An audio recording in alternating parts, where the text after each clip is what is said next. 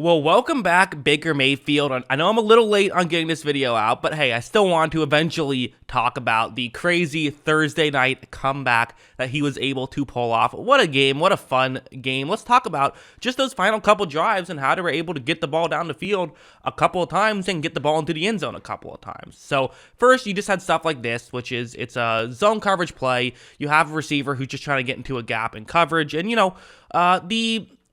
let's be honest, the Raiders defense has struggled this year, especially in coverage. I think the rest of their defense is fine, but the coverage has been an issue this year, and we're going to see it on this play. Watch as Mayfield takes a snap, and again, I don't know how he got the offense down. I don't know if he even knows what's going on. Is he just taking the snap and reading it and, seeing what happens there? I don't know. I feel like even when I play Madden, I have to always, pop up the play on the screen right before I, start the play because I want to see what's happening. So it's impressive that he knows just when his receiver is going to cut and things like that. As you see, though, perfectly timed throw. And to get that kind of timing down with no preparation. I'm sure Baker Mayfield was meeting guys in the huddle, right? He was saying, oh, hey, I'm Baker.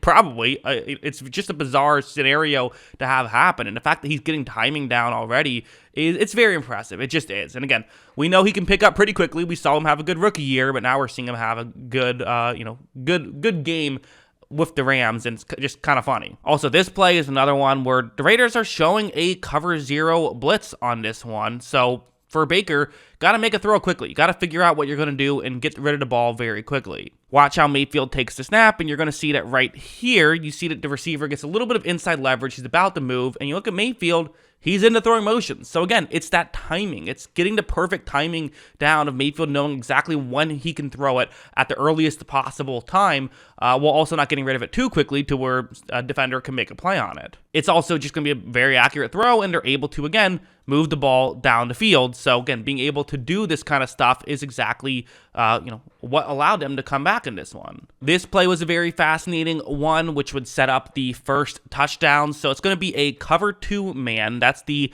concept that they're going up against. But there's one interesting little detail about this concept. Look at those two safeties. Notice anything different about them? Yes, obviously you do. One is only a few yards away from the line of scrimmage. The other one is much further away from the line of scrimmage. Why are they doing this? Well, that's just what they want to do. That's just, play where you're at. I think a big part of it is because there is only one eligible receiver on the offense's left, technically two if you count the halfback, and there's three receivers out wide on the offense's right, so I think that safety is being a bit more cautious, whereas the other safety being a bit more, aggressive, which is fine. But so when Mayfield takes a snap, well, what's he thinking? He's thinking, okay, well, let me throw to that guy because he's cutting before he's going to get to the safety. That deep safety is not going to get into this play on this route, so he can throw to a pure one-on-one matchup. Makes sense. The issue, of course, he doesn't know if this receiver is going to get open. He is taking a chance, but you know what? Sometimes that's what you got to do, especially when you're down, and part of why I think Mayfield sometimes plays better when he's down,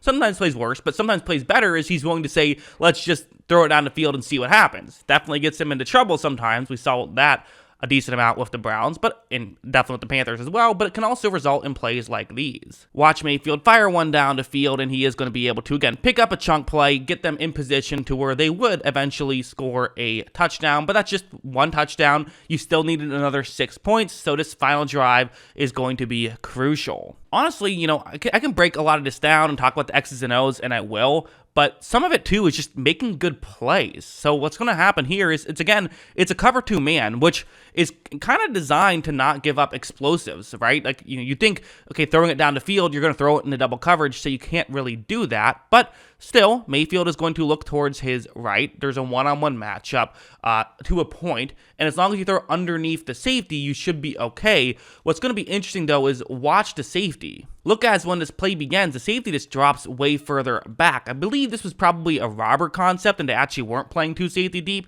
and it wasn't a cover two man. That's my guess, because I don't know why else they would align like this. But that's kind of a weird move of why put a safety so far down the field. You basically don't have a safety on this play, and now Mayfield notices this and says, great, I have a one-on-one matchup.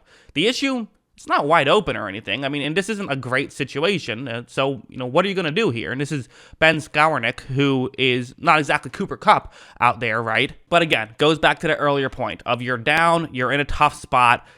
try to make something happen. Throw one up and hope for the best, not the worst case scenario. Mayfield makes this throw, and it's going to be a good catch, but it was a perfect throw. I mean, exactly where he wanted to put it, as far down the field as possible, but still in a spot where the safety could not get over and make a play. So just making some good throws is definitely key, and that's something that I feel like we haven't seen Baker do this as much as we, used to see him do it. Baker can make some impressive throws. I mean, when he was with Cleveland, like, he was at times a good quarterback. Like, I feel like maybe there's some revisionist history. He had a couple of good seasons for them. So listen, he has a tryout now for a job next year, and he's making the most of it so far. Finally, the touchdown at the end, again, pretty basic, single safety deep coverage, one-on-one matchup on the outside. So, hey, one-on-one matchup for a touchdown on the outside, kind of got to take it. Look, Mayfield takes the snap. It's not exactly getting wide open or anything like that. But again, it's just one of those situations where what do you have to lose at this point? What's the disadvantage of making this throw down the field? Sure, it could get intercepted,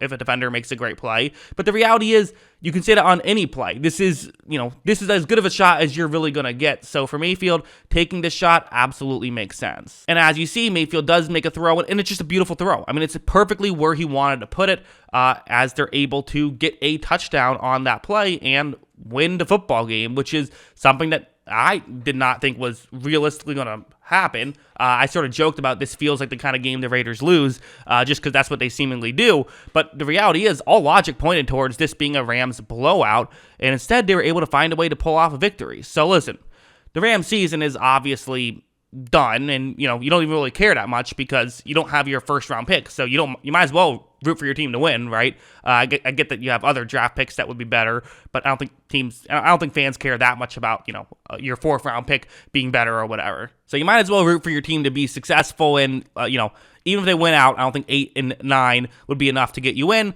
but it would be enough to get Mayfield at least another opportunity somewhere. Perhaps it would, kind of definitely, boost up his stock. Part of me wonders if this means that if he does play well here, or at least plays okay, maybe he just is a backup for the Rams, because the reality is Stafford is someone who will go down of injury from time to time, so having a quality backup could definitely be valuable, and it's kind of a position I feel like that Sean McVay in his tenure has kind of not paid as much attention to as maybe he should have. I think that could perhaps be a fair criticism. I'm not a huge John Wolford guy. Apologies to the Wolford family, but that's just kind of how I view it. So maybe just getting a backup here would be an option.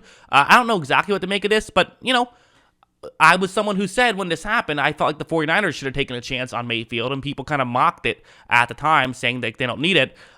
Listen, Brock Purdy's ended up playing great, so, I guess they were right. But just the point of, it's worth taking a flyer on a guy like Mayfield, because something like this can potentially happen, especially if you're in a better situation than the Panthers were, although the Rams don't feel like much of a better situation, but maybe it is.